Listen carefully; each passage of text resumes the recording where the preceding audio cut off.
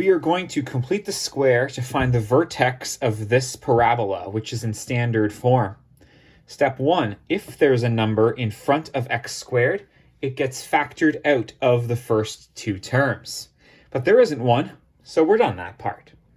Next, you're going to copy out the x squared term and the second term, the 4x. Then you're going to add and subtract a magic number. Now, we just call it magic. The point is that you're supposed to take that number that's attached to x, in this case, positive 4. You're going to cut it in half, that's dividing by 2, and then you're going to square the result of that. So we are very specifically choosing 4 divided by 2, which is 2, and then squaring that gives you 4. We are very specifically choosing the number 4 here. And we are going to do plus 4 and separately minus 4. Now I know that the effect of that is nothing because plus 4 and minus 4 cancel each other out. If I give you $4 and then I take $4 back from you, the net change there is 0. You have no extra money, and neither do I actually. But the point is that these first 3 terms make a factorable quadratic. We're looking for 2 numbers that multiply to give you positive 4 and add to also give you positive 4.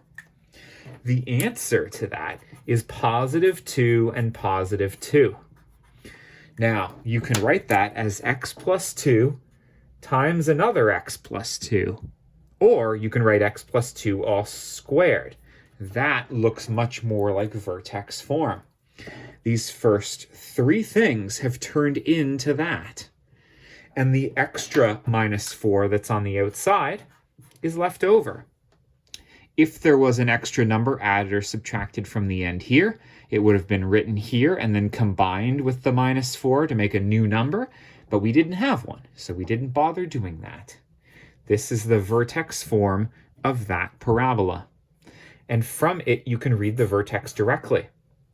The number added or subtracted from x inside the bracket gets its sign flipped. And the number added or subtracted outside the bracket is, well, you keep its sign as is. The vertex here is -2, -4. That's the idea of completing the square. You're adding and subtracting something very specific in order to make this a perfect square trinomial that you can factor to something all squared. And then the leftovers get combined to make the y-coordinate of your vertex. It's a beautiful thing, just like you are. Best of luck.